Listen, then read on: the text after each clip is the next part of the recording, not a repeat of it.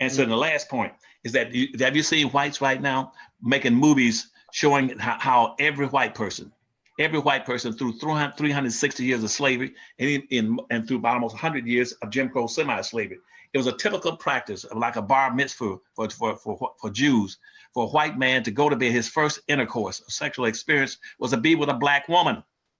Almost every black woman during slavery got regularly screwed and abused and raped. Have you seen any white folks making movies about how they raped every black woman during slavery? And that you might hear about. Have you seen anything doing Jim Crow segregation, where black men couldn't even pay the rent or something, and the white man would come around to collect rent?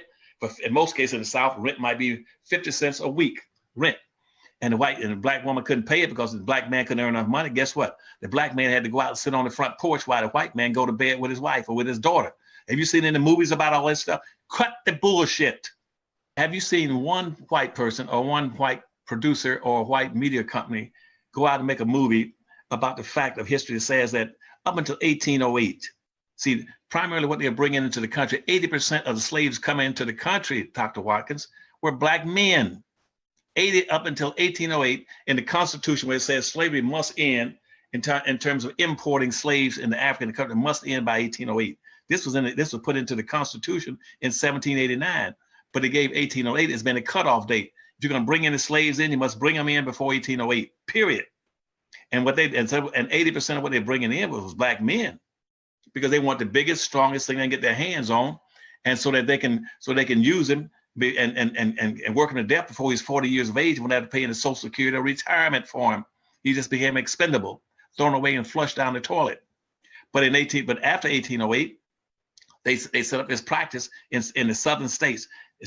They set up 3 states to be breeding states: South Carolina, North Carolina, Virginia, and Maryland, where they started breeding. At that point, they said, well, now we can't bring in more slaves. We need slaves. Where are we going to get them from? They said the black women that are already here, the black women we brought here already, they got the eggs in their bodies. We can use them as incubators. And so they made North Carolina, Virginia, and Maryland slave breeding states. And in that process, they put up a practice that's what I told you, every white boy, when he reached about 14, he considered himself to have reached manhood by going to bed with a black woman, with her permission or without her permission. The black man could not stop the white man from raping or robbing or going to bed with a black woman, or making her his mistress, or having as many kids as he could get from her, because he get it free. Rather than where he used to go to Africa and pay $25 or $40 for a damn slave, he can now get him free on his plantation. And so consequently, every black woman on those plantations were getting screwed on a regular basis.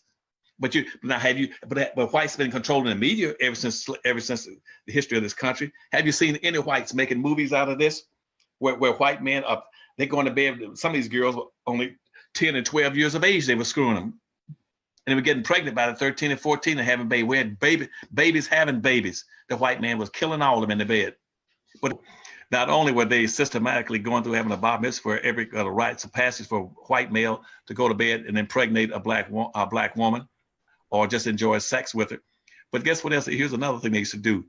That to acculturate, I mean, this is even worse, how they could acculturate black men to help raise, to give birth to, and to help breed more babies. You know what else they would do? What's that? They would take young black boys. Take young black boys. If they didn't have anybody else to do it, if the white man wasn't capable of doing it, they'd take young black boys, put a paper sack over their head, and take them into the bedroom with their own mother, and put a sack over their head and make them go to bed with their mother and impregnate their mother. That's where that word comes. You know that thing you call MFs?